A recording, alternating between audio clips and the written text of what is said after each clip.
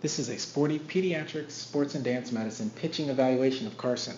We saw up front that we need to work on balance, hip strength, hip flexibility, core strength, and improving the range of motion and strength around the rotator cuff in your right arm. Now we're going to look at your pitching and see if there's anything else that we need to add to your exercises. As you begin your windup, right before the ball leaves your hand, or leaves the glove, we see that you are creating a good hip lean. To help ensure that you're able to use all the power that this hip lean generates without increasing your risk of injury, we're going to make sure we focus on hip strengthening that will protect your knee and keep it from buckling in.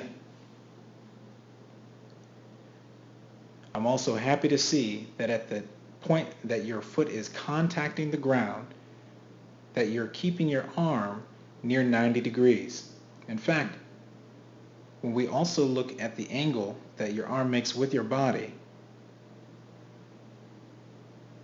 we see that it estimates out to just over 90 degrees, about 95 degrees.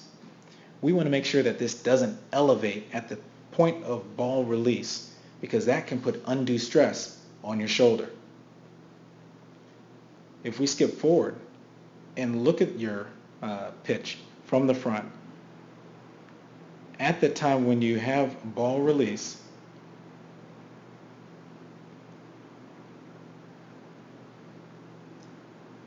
we see that the angle created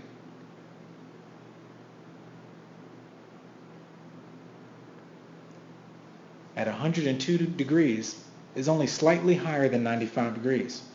This is really good.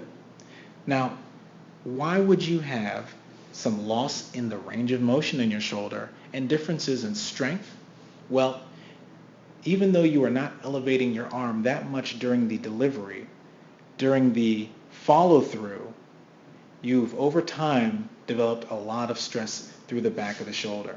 And this is why we're going to work on strengthening the shoulder and increasing range of motion so that you don't have additional factors leading to shoulder pain later on in life. Now, do you see where your foot is pointed? Even though you're throwing towards home, because of the flexibility in your hip, the foot is unable to point towards home plate.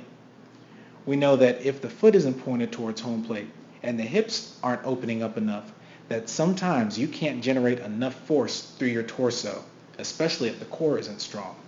So, this is a sign to us that we need to work on hip flexibility and core strength so that you're not generating any extra force through your shoulder.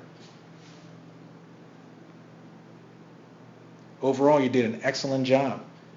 Work on the exercises that we're giving you and come back so that we can update them and see you continue to progress. Great job, Carson.